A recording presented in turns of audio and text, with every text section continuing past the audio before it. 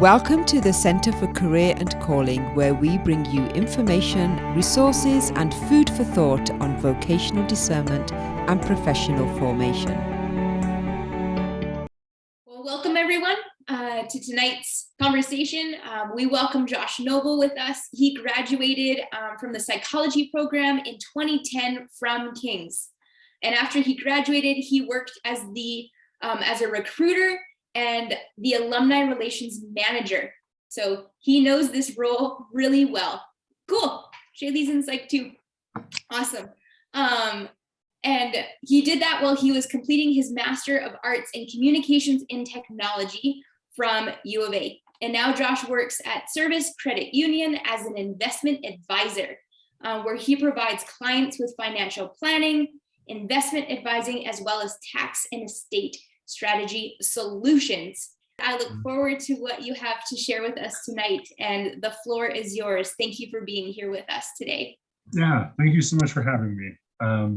So I'll just say, if you have any questions, just interject, put up a hand, comment, whatever. It's really intended to be an open conversation and dialogue. So if there's something that you want a little bit more information on, let me know. As Ashley noted, I went to King's from 2007 to 2010. Played basketball at King's was kind of my first draw, but I found a community and an area of study that I really was very passionate about. Did the psychology degree, and I won a SHIRK to support my master's, which I did at the U of A when I made the pivot from psychology into communications and media studies. And really enjoyed that. Was kind of contemplating moving to doing a PhD, but my wife and I, also a King's grad, so my wife, both my sisters, my brother-in-law, we're all tied in. So we were contemplating making that move, but really wanted to stay based on the prairies. And so there's a sort of vocational question of, I felt like I really wanted to do research and particularly teaching in an academic institution. But location of being in Alberta, Saskatchewan, we didn't feel like we could have both. And so it was an interesting process and journey that I went through as I kind of contemplated. I have this thing I feel vocationally called to, and this location I feel called to. One of them sort of has to win out, location wins out. So then the next years were a bit of a journey of me trying to find that vocation. And I found myself into the credit union system, which has been a great journey. And I think cooperatives, which credit union is a cooperative, is a really outstanding way to do business and to do finance. And so I really appreciate that. And I've also done a graduate diploma in co-op management. So if you want to talk co-ops after, we can also do that.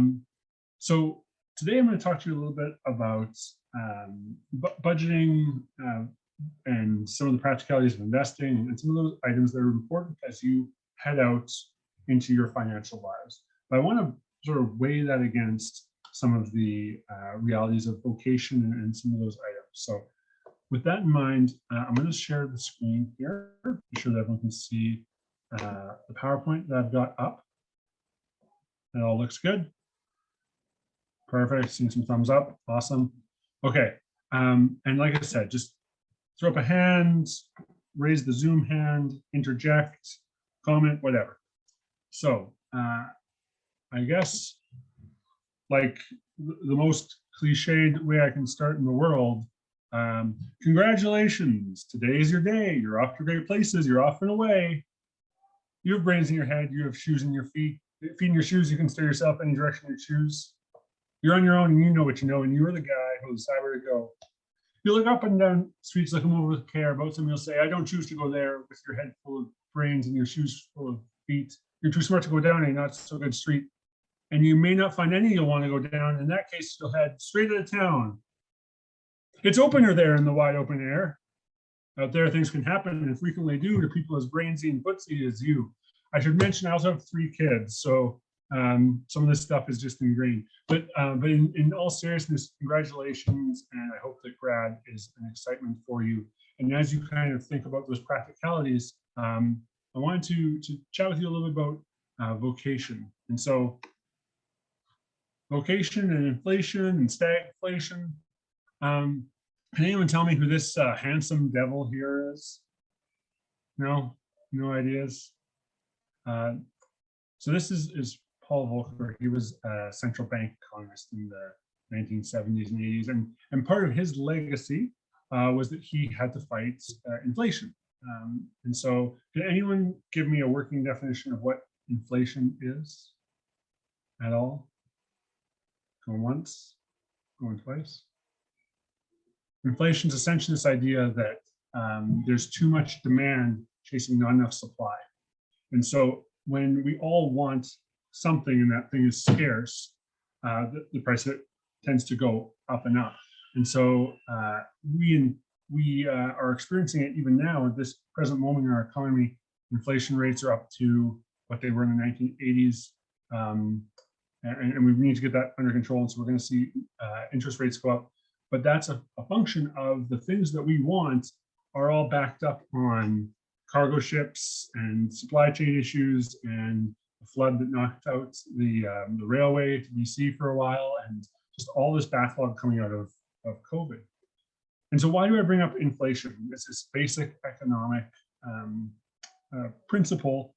Why does that matter? Well, because you're going to make a vocational decision. This thing that you can't not do. This thing, this way that you contribute to the project of God's work for you, your own heart coming out, your contribution to your family and your community, this sort of thing that you are in your community. And so as you think about that, it's a worthwhile thing to contemplate. Who are you to be in your labor? Because your labor is a good thing. Thinking back to my psychology roots, Freud said, to work and love is the ultimate therapy. There's something good about work for us. But as you contemplate vocation, how do you then square that against the fact that you are also an economic actor in a larger system?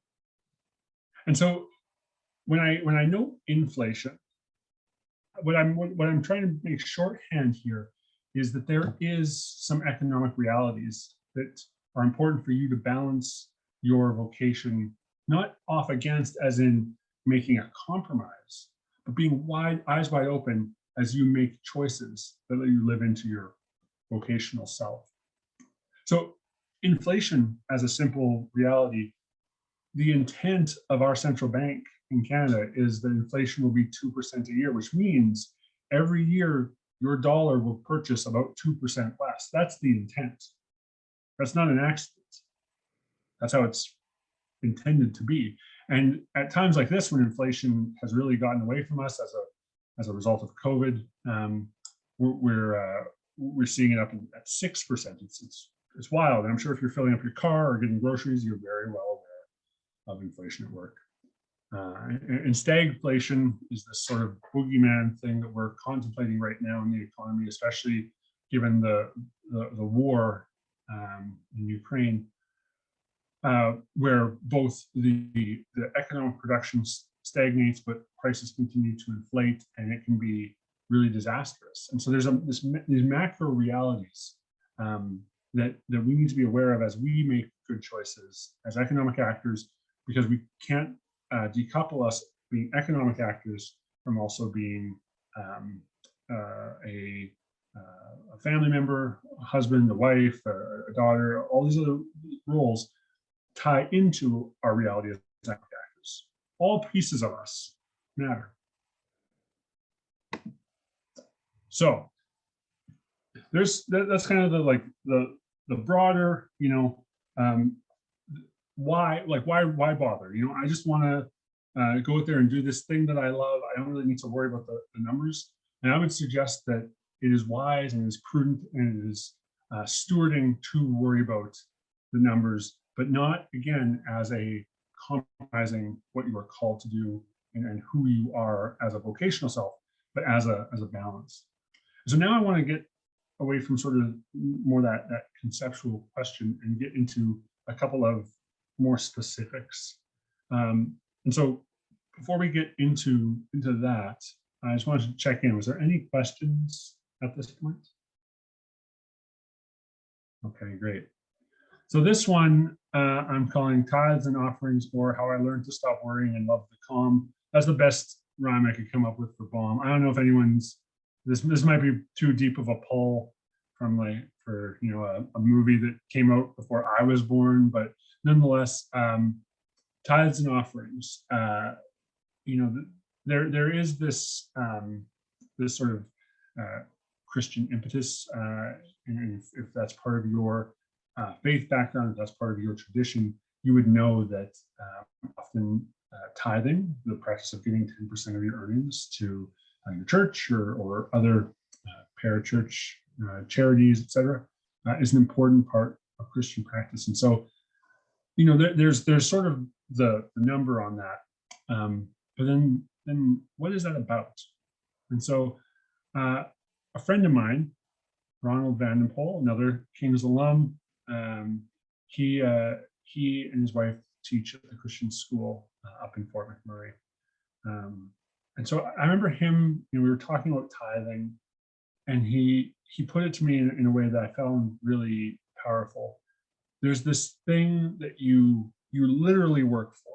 You literally go in day after day, you get the job done, you have to work at getting educated, you have to work at getting hired, then you have to work at getting up to speed. You have to literally go in and work Monday to Friday, and then at the end of it, this it's usually not a check, but this sum of money comes to you.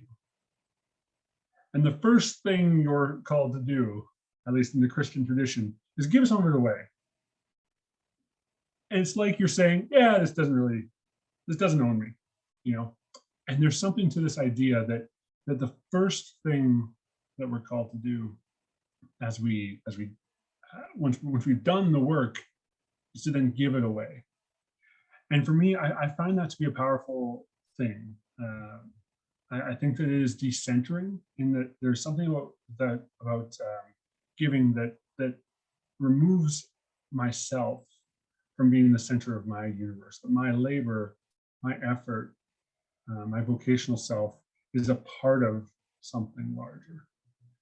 And so when I think about Kings, I think about a community where everyone pitches in. I think that you could make the argument students pay too much, faculty and staff aren't paid enough, donors are asked to do too much. That's the cynical view. But I think it's actually like a wonderful view that everyone needs to give to make this thing work. It's miraculous. It shouldn't work. Like, if you here's the business plan, everyone has to give more than they would. Everyone, top to bottom. I've done game theory. That's not how that works. That's not a dominant strategy. But it does work. There is something to this idea of people pitching in, and I know that I have been a beneficiary of the many people who built in, and now I get the blessing of being able to be part of that. As a more practical matter, as you think about your philanthropic self, I would note, just regarding taxes, there is, if you give more than $200 in a year, you're going to see about 50% of your giving back to you in your taxes. So, let's remove the $200, because the first $200 is less of is slightly less of a rate. But after that $200, $1,000 donation is going to then be $500 back on your taxes. So that's just like a valuable thing for you to be aware of as you kind of run your own budget, your own numbers, just as a practical matter. I started with tithes because I do think it is an important thing. Like, giving is an important thing to start with. But I know that new students, that might not be the most pressing thing. I bring it up because I encourage you not to wait until you've got it all together to be giving back in whatever way that looks like for you. Okay, budgeting. So we're going to get a little bit more practical here. You may be familiar with the phrase "pay yourself first." So when making a budget, a practice that we really encourage in my office and our office is paying yourself first. So essentially earmarking how much of this money is for my future, for my retirement, for my emergency fund, for my X, Y, or Z, and setting that aside first. There can be a way in which there's just a natural creep of there's this thing and there's that thing and there's the other thing. And if that budgeting doesn't come off the top, it can, you can find 3 years, 5 years, 7 years go by, and it's never been able to make it to the top. And so I would encourage you to make that a practice of paying yourself first. That can look like, depending on your situation, that can look a lot of different ways. 5, 10, even 15%. 15's more aggressive, but it depends really on your obligations and your situation. But establishing an amount that you're paying yourself is a practice that's really helpful with budgeting. Next, know your fixed costs. So can anyone give me an example of a fixed cost versus a discretionary cost?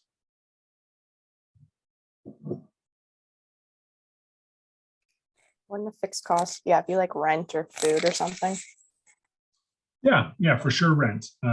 Food can be depending on your situation. I know for myself, because I love to go to restaurants, etc. That can become a discretionary. There is a baseline there of what you need for food. But yeah, exactly. There's those things that you know that it's going to be this much for rent. You know that it's going to be this much for insurance. Your taxes, so you have that gross amount. You know that there's an amount that's coming off for taxes, for CPP, for EI, potentially for benefits if the place you work has them, union dues potentially, pension potentially, all those things. There's no getting around those. And so knowing those things is going to be essential for knowing your budget. And so know those fixed costs and know what those costs are that bleed between a fixed and discretionary. So fuel, you need to get to work, to school. Now there might be a sort of baseline of like, if I'm just going point A to B and that's it, this is what my fuel budget can be, assuming that fuel is going to be plus or minus 10% this year, for example. But you also need to be able to be honest with yourself to say, where are you really going to spend?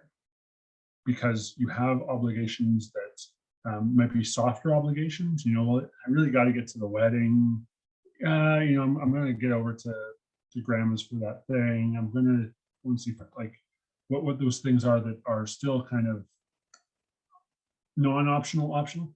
And what are those things are that you just enjoy doing? Because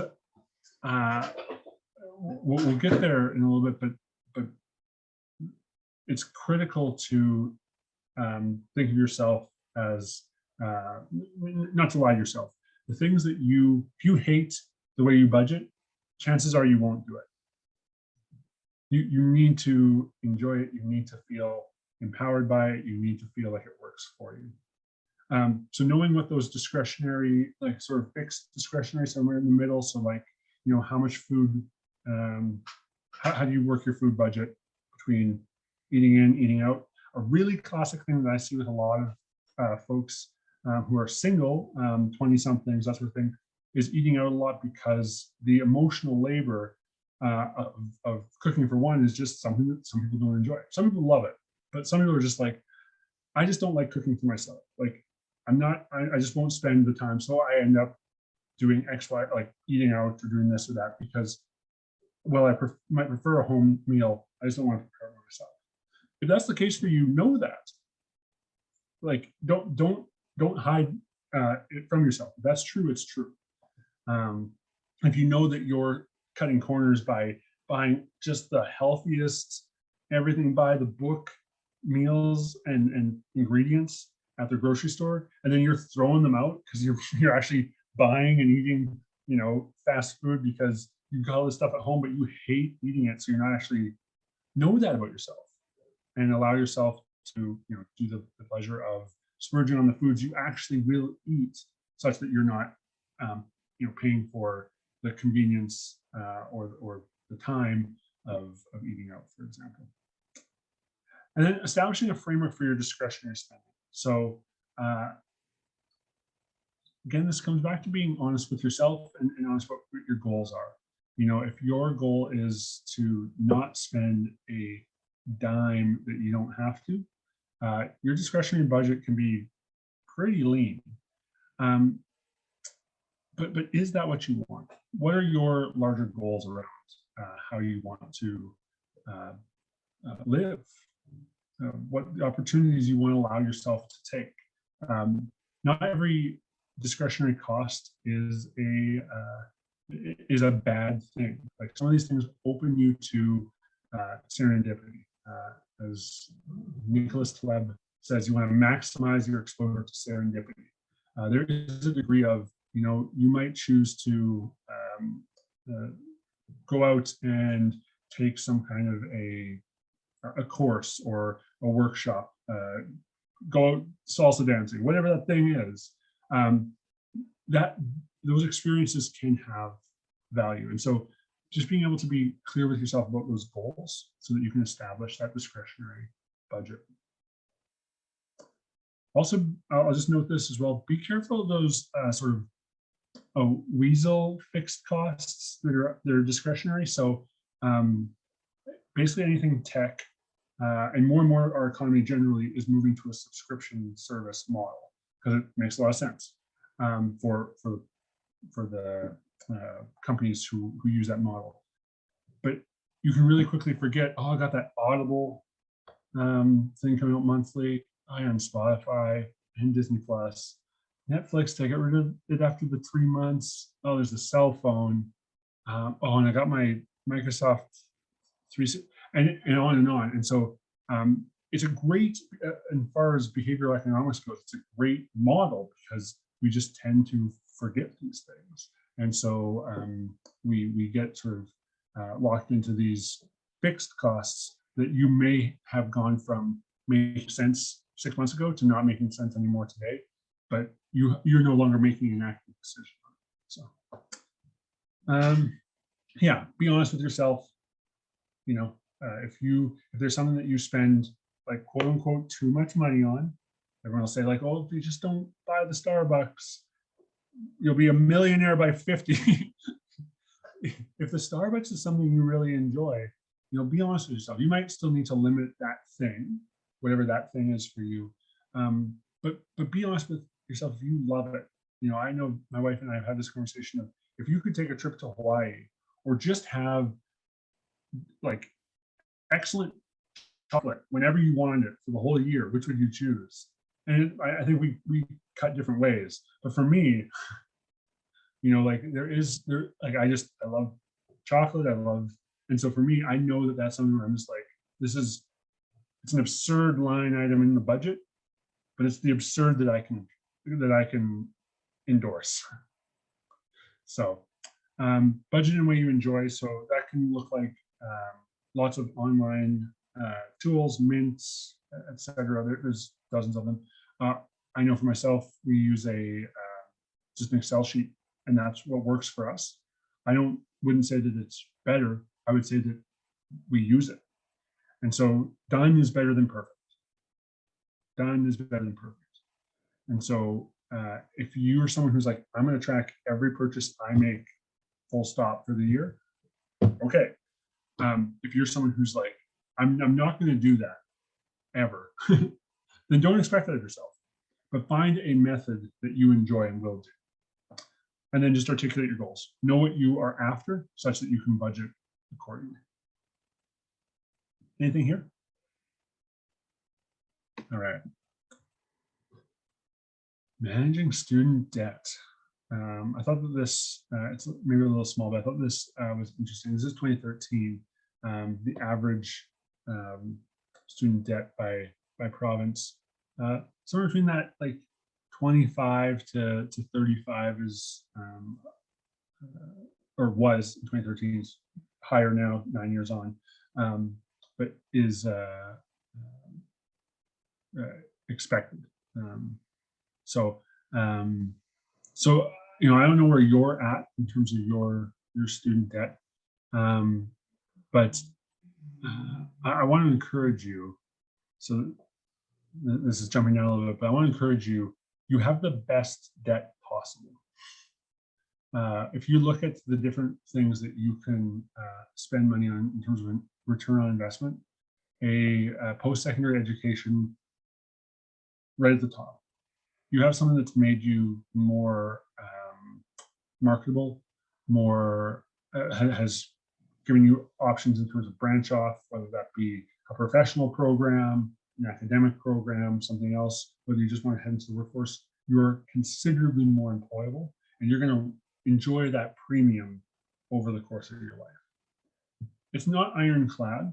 There certainly are there are people who don't finish high school and go on to make millions. There are people who get the PhD done and then they're looking for work at a coffee shop.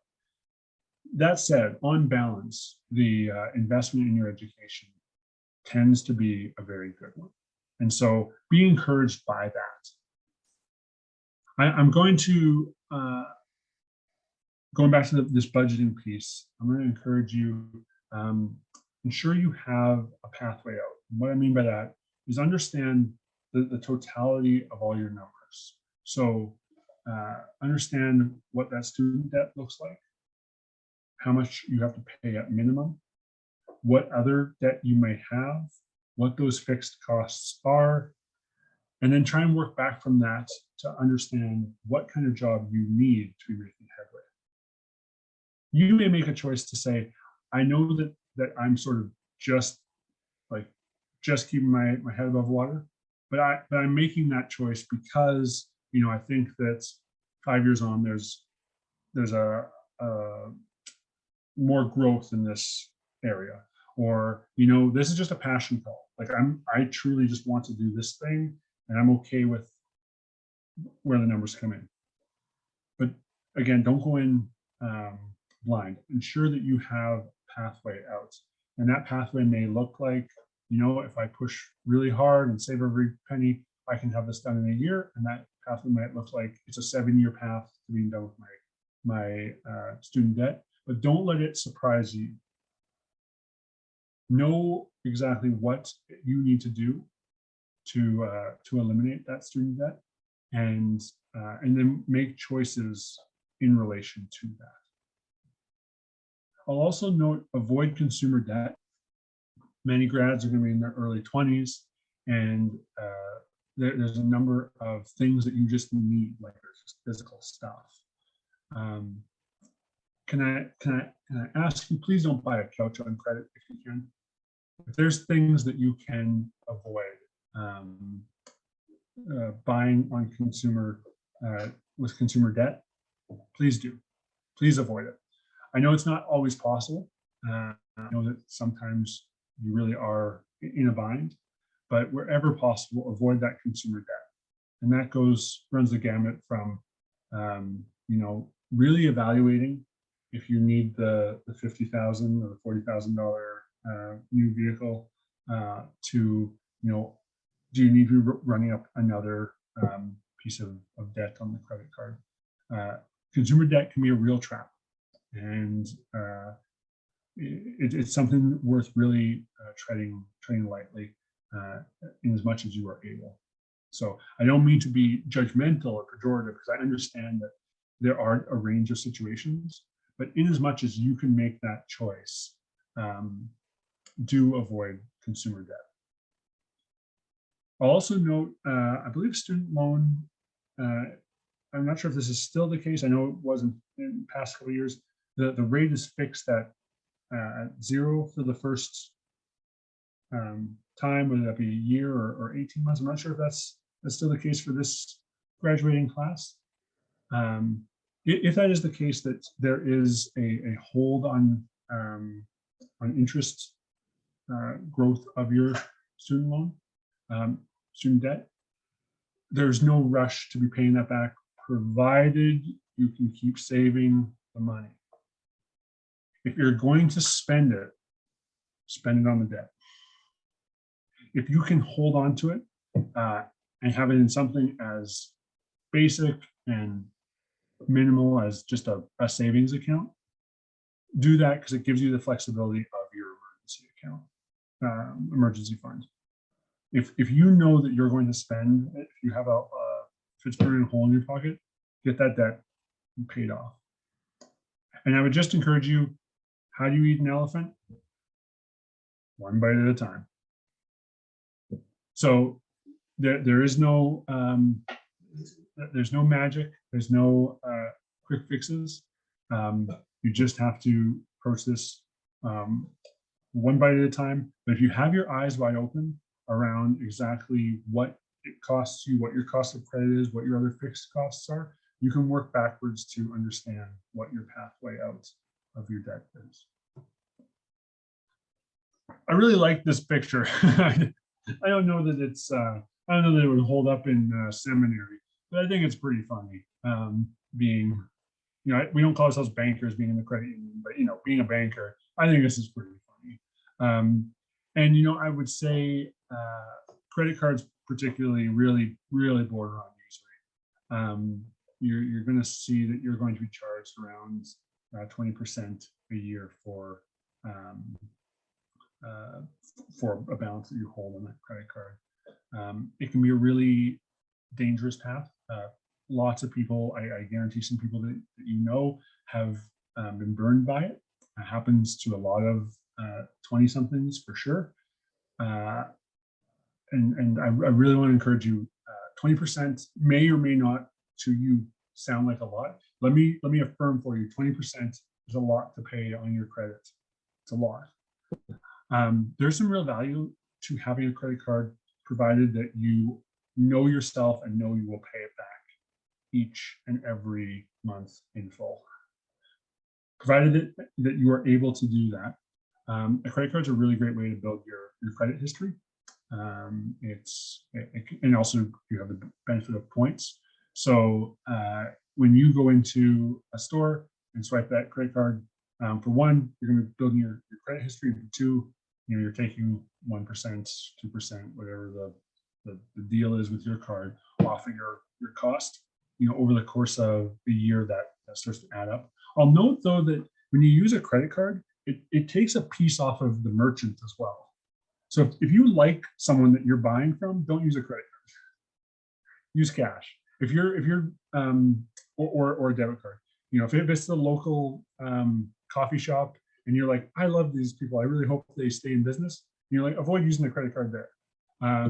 If you're, I don't want to call anyone out, put anyone on blast, but if there's a merchant that you use strictly because, you know, that's the big box store that is in your neighborhood that you need for whatever, you know, they've built that into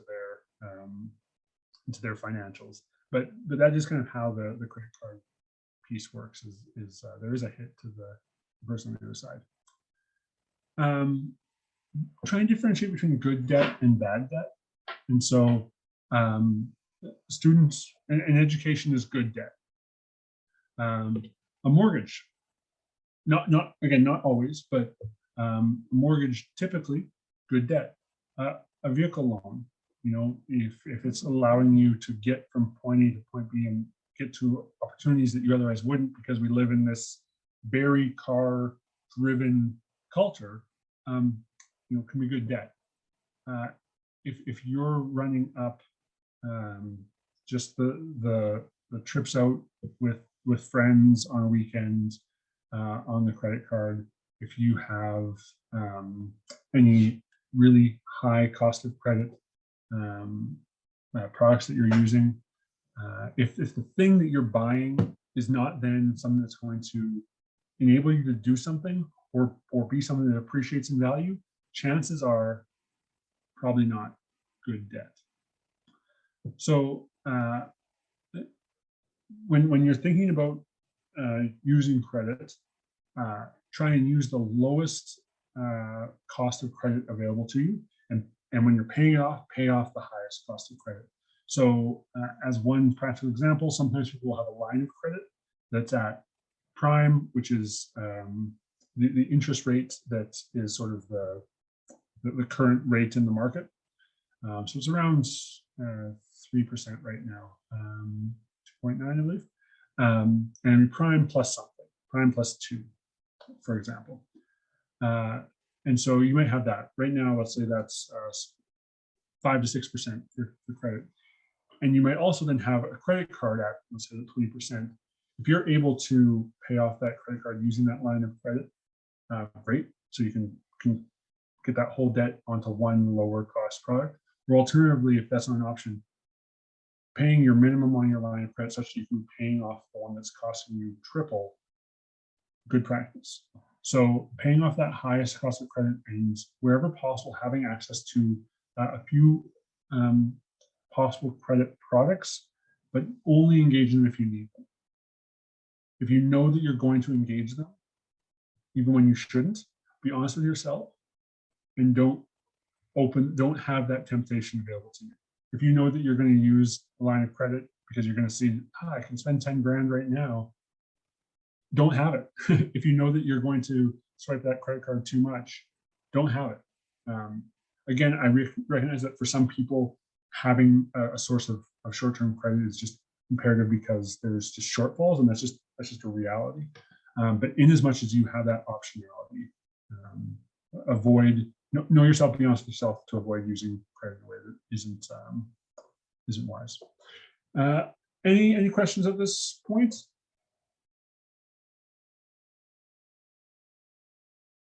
No? Okay. Actually, one quick question. Yeah.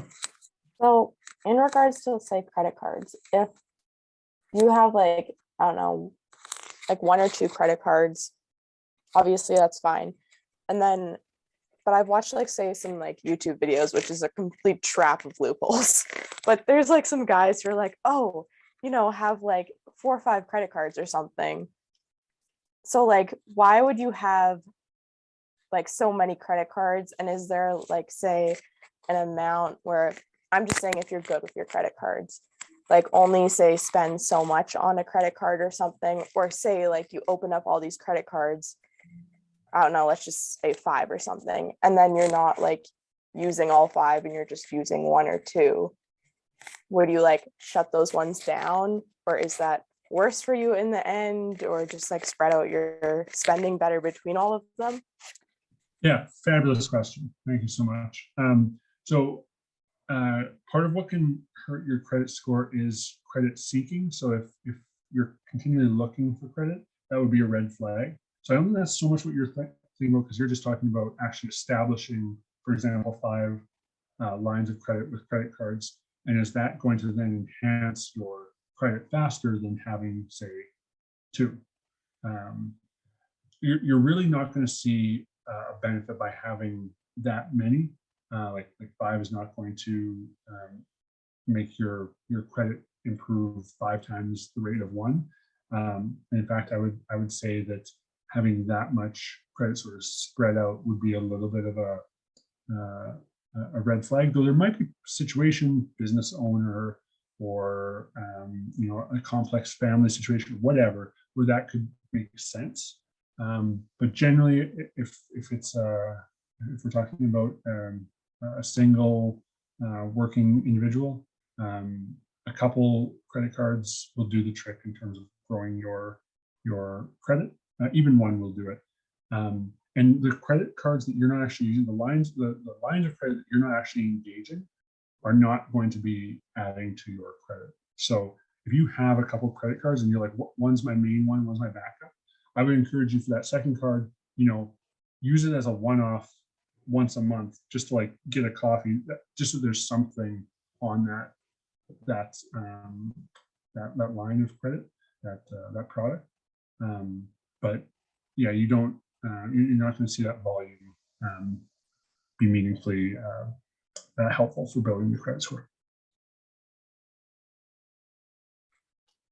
Quick, another question. So say if you had like the 2 credit cards or something, and you didn't use the one, say like the once a month for coffee, is it a negative thing then to have even like just 2 credit cards if you just say forgot about it or you just don't use it regularly?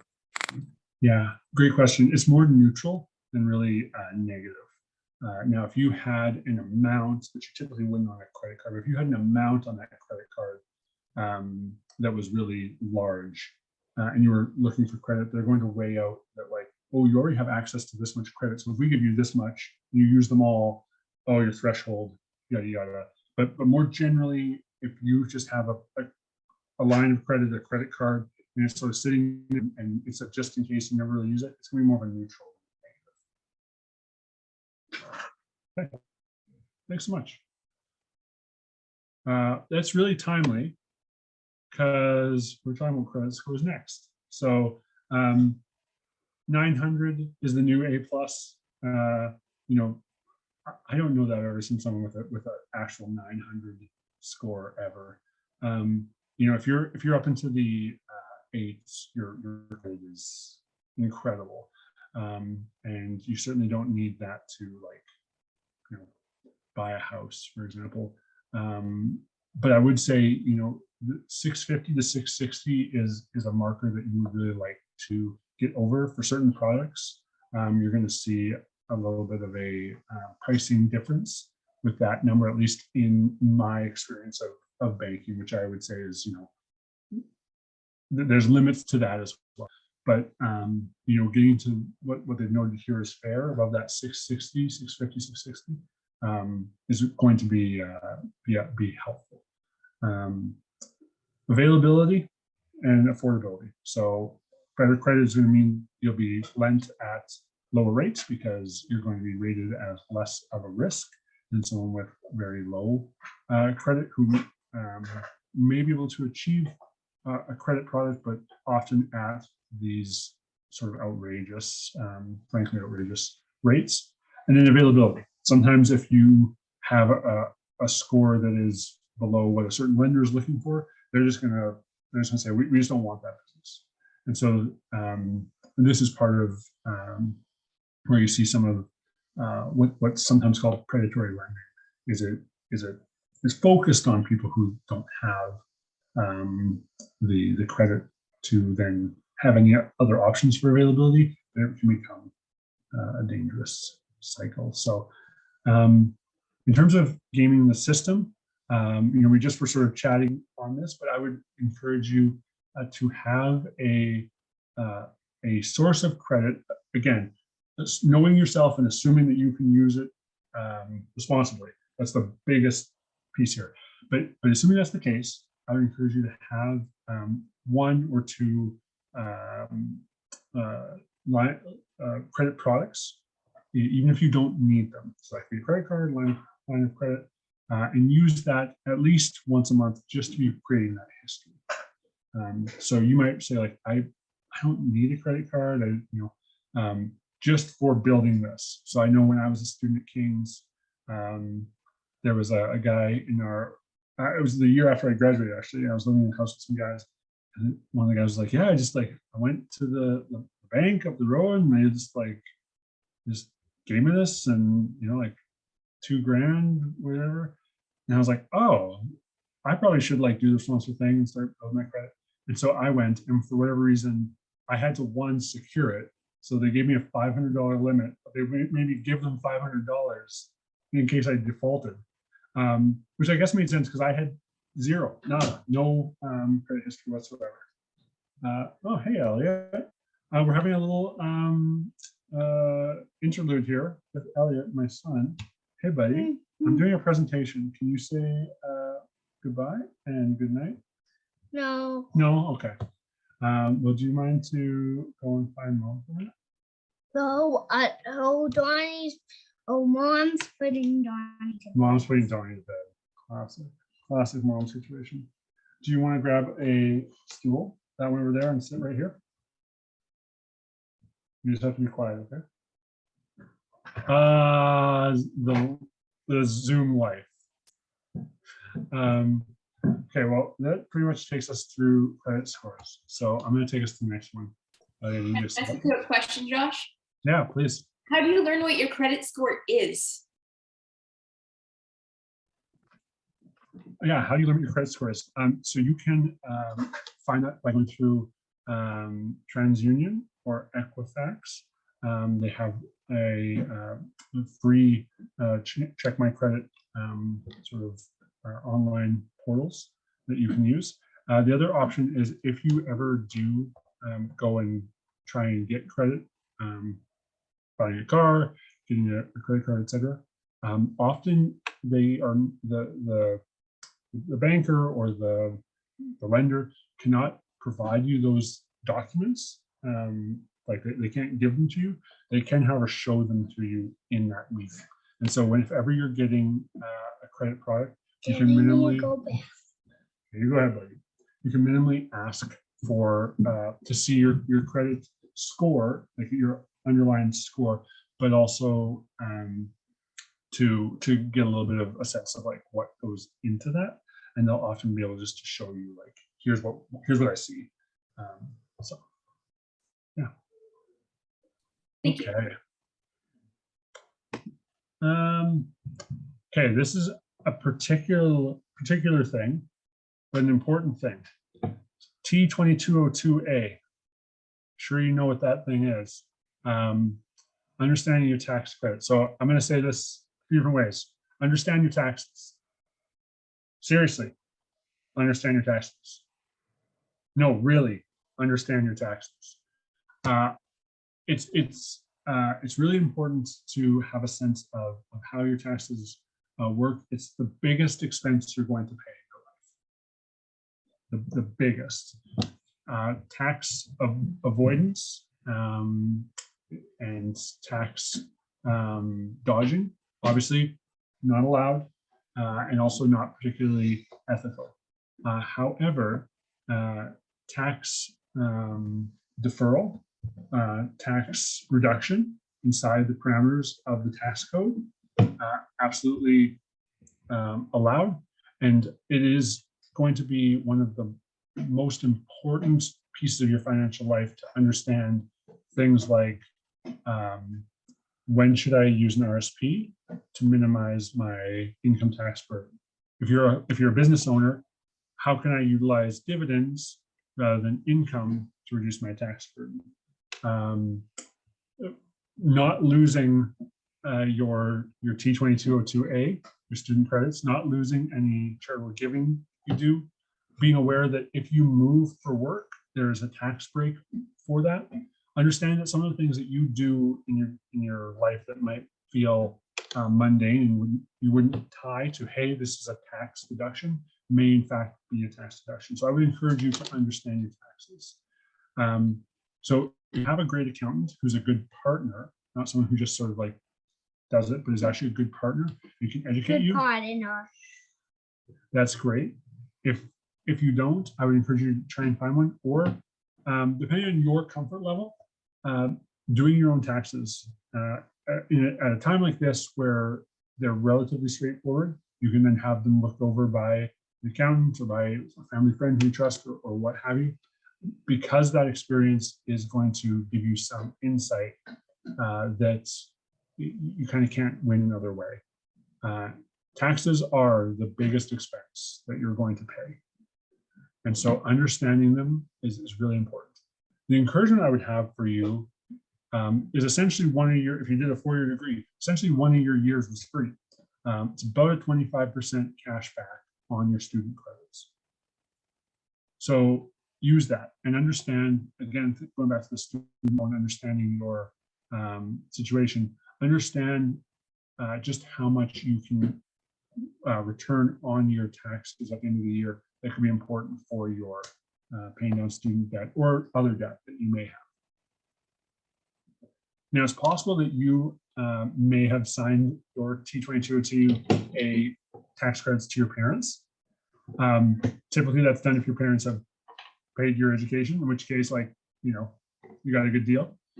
But if you don't know, look into it, because this is going to be an important piece of your financial life. You're essentially talking, there's two different ways that tax deductions can work. With an RSP, for example, if you made $100 in income, and you then contributed $10 to your RSP, the government treats you as if you only made $90.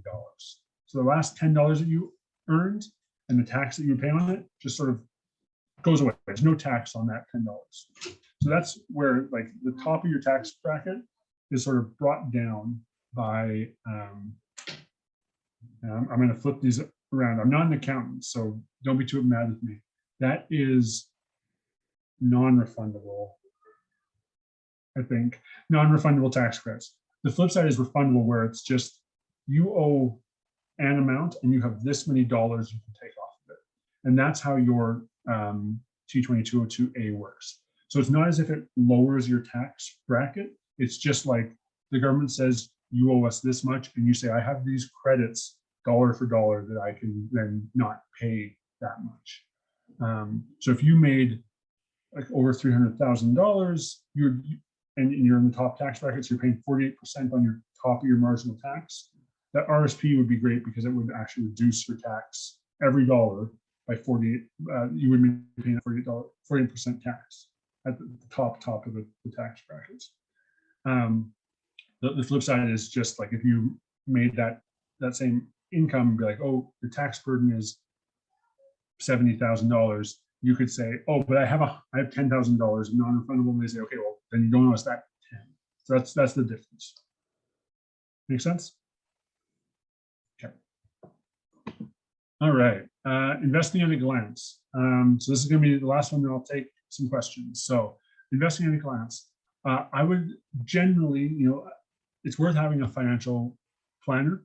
That's often something that people come to later in life because typically financial planners either charge an amount just as a flat fee for the engagement, which is less worth it if you have less of a total net worth. Or alternatively, and this is kind of the way that my role works, financial planning is part of the larger service of investment advising. So it can be estate, taxes, and then also like investing, like we're going to position your money in the market for your goals. And the financial planning and the estate and the tax planning and the retirement planning is all just sort of part of the value add of being someone's investment advisor. But typically you need some, it can range depending on who you're working with, but you typically need a sort of sum of money there that you may not have as a new grad. That said, if you can, I would encourage you at some point to have a financial advisor. So this is very broad strokes. What you should do, because what you should do is customized to you and your particular everything. But generally speaking, eliminate debt unless it's very low cost debt. So because interest rates went so low in the pandemic, some people have locked in like mortgage rates in the 1%, which is crazy. Yeah, all right, which is crazy, which is great. Congratulations, that's awesome. That's like historically low. It might not be a real rush to pay that back. Like you're kind of okay with paying that little. But if there is a higher cost of credit that you can't then beat with an investment, you want to pay off that cost of credit. So credit cards, line of credit, vehicle loans, like most things, and even honestly, often mortgages, not always, but often mortgages, is first to eliminate. Once you have that, alongside that, but once you're making heavily on debt, also having an emergency fund, or potentially a cost of cheap credit, but having an emergency fund such that if you need to fix the car, the dog needs surgery, the gift I gave, the joke in our house is the gift I gave my wife a couple of Valentine's days back of a new hot water heater because ours broke on Valentine's Day. You're just being able to know that if something like that goes sideways, which it will, that you're going to be okay. So the debt, the emergency fund.